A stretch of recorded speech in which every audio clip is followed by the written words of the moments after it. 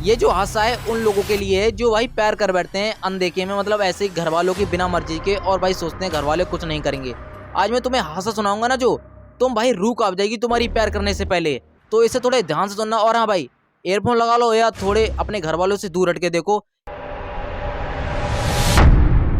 आस्था जो पढ़ाई में काफी अच्छी, लेकिन उसका कोई भी दोस्त नहीं था और वो अकेले रहती थी। और उसकी फैमिली में उसके जो पापा थे वो उसके बचपन में गुजर गए थे, और जो मम्मी थी यही गम सहते सहते जी रही थी। और उसका एक छोटा भाई भी था जो उससे बात नहीं करता था।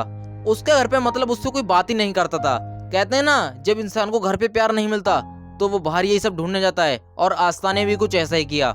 एक दिन वो अपने फोन पे कुछ देख रही थी, अचानक से उसके पास एक राहुल नाम के लड़के का मैसेज आता है। और ये कोई मैसेज नहीं बोल रहा हूँ, बल्कि केस में यही नाम दर्ज है। आस्था ने 2-3 हफ्ते उस लड़के से बात की। उनको काफी अच्छा लगने लगा बात करते करते, और इनकी दोस्ती प्यार में बदल गई। वो जो लड़का था वो मेरठ से बाहर रहता था, जिस वजह से वो आस्था से कभी भी नहीं मिला। वो सिर्फ कॉल पे बात करता था। लेकिन यही सब किसी और को पसंद नहीं आता।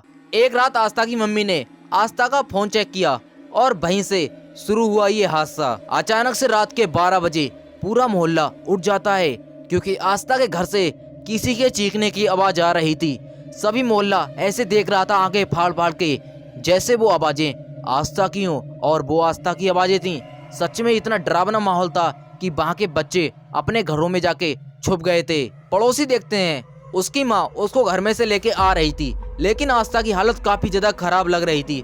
पड़ोसियों ने ज्यादा ध्यान नहीं दिया, लेकिन आस्था की मम्मी आस्था को कार में बैठालती हैं। उसका भाई कार चला रहा था। आस्था की मम्मी लेके जाती हैं। आस्था की मम्मी पूरा रास्ता बता रही थी उसके छोटे भाई को, और वो उन्हीं को फॉलो करते हुए कहीं जा रहा था। कुछ देर बाद आस्था की मम्मी बोलती है आस्था के भाई से, तुम यहाँ से इधर साइड से ले लो। और जैसे ही वो देखता है वो बोलता है, मम्मी यहाँ तो जंगल है, यहाँ हम कहाँ जाएंगे। आस्था की मम्मी बोलती हैं, सीधे चलो। आस्था भी डर रही थी, लेकिन आस्था का भाई आस्था से ज्यादा डर रहा था। आस्था की माँ ने थोड़ी अंदर जाके जंगल में कार रुकवाई, और वो माँ बेटे दोनों उतरे और आस्था को उतारा। फिर जो उन दोनों ने किया आस्था के साथ, ये इंसानियत के नाम पे एक धप्पा है। पुलिस रिपोर्ट के मुताबिक आस्था का पहले उन दोनों ने गला दबाया, उसके बाद एक दराती से उसका गला काट दिया। और तुम सोचो, उस माँ को अपनी बेटी पे एक बार भी दया नहीं आई, और उस भाई को अपनी बहन पे एक बार दया नहीं आई।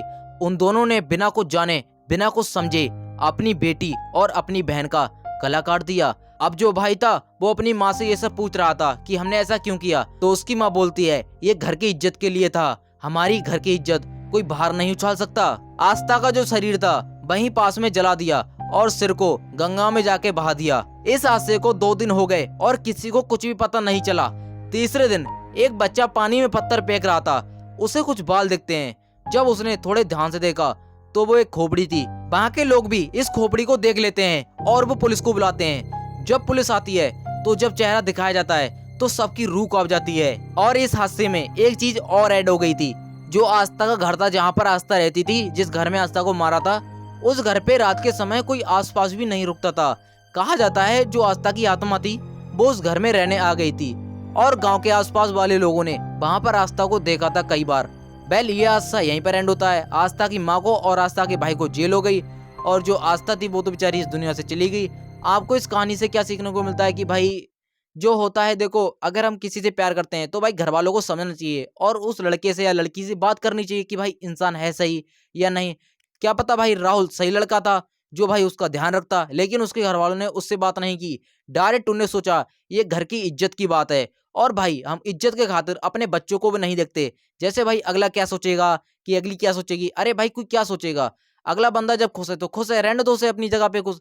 अब भाई वो चली गई इस दुनिया से और वो जेल चले गए, अब तुम्हारा पूरा घर उजड़ गया अगले के चक्कर में कि भाई अगला क्या सोचेगा। लो भाई हो गया ठीक। अब तो वेल, तुम भाई अपने बच्चों के साथ कुछ भी ऐसा मत करना। अगर वो गलत है तो भाई उन्हें समझाओ और ये सब बताओ कि ये गलत है, तो भाई यहीं पर ठीक है। बाकी इतना सब कुछ भाई मुझे नहीं लगता भाई ये सब करना चाहिए। वेल, आप अपनी इस हादसे पे राय जरूर रखना। तो फिर मिलते हैं किसी और नई वीडियो में।